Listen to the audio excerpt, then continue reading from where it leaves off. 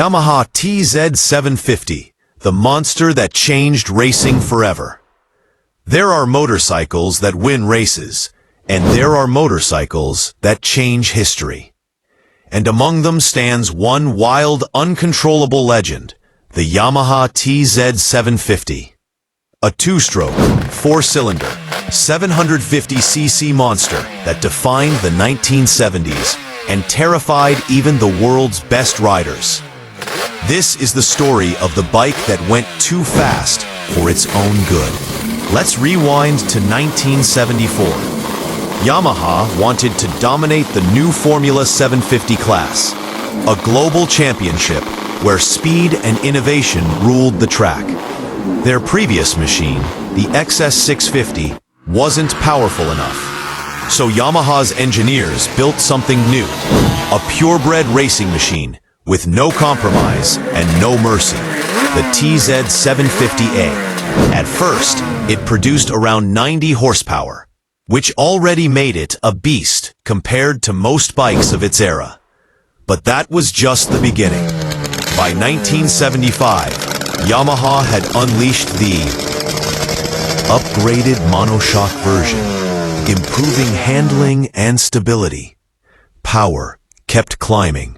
110 horsepower, 120, and eventually over 140 horsepower in the hands of factory tuners.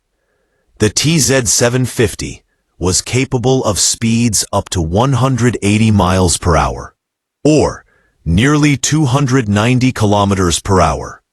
Absolutely insane for the 1970s.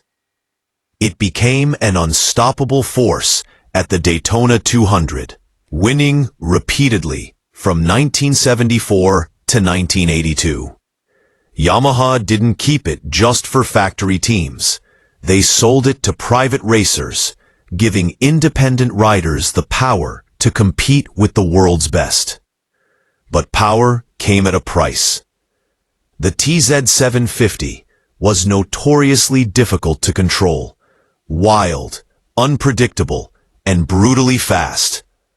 Riders said it felt like riding a hand grenade. It demanded total respect, and only the bravest could master it. One of those men was Kenny Roberts, a name that would become legendary for taming the untamable.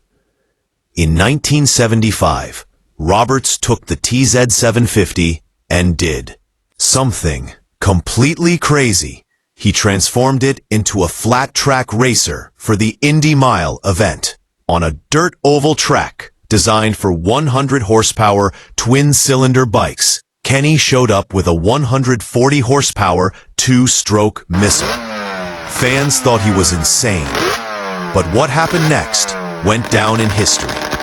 He rode that monster to victory, sliding sideways at over 240 kilometers per hour, a moment that made crowds gasp and officials panic.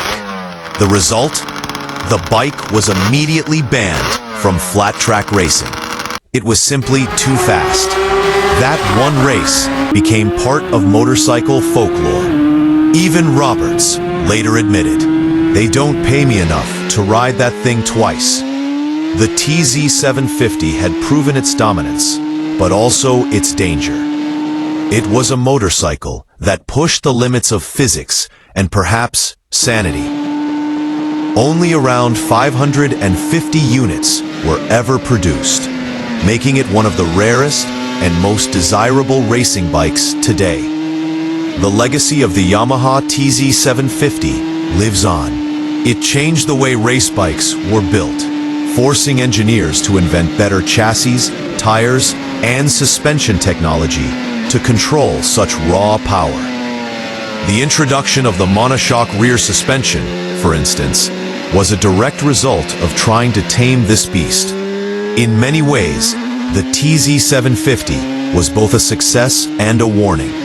Proof that speed without control could be both beautiful and terrifying. The Yamaha TZ750 is more than a motorcycle. It's a piece of living history.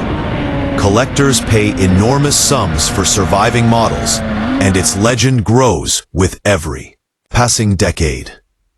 So tell me, it was the bike that made heroes out of men, the one that broke rules, records, and expectations.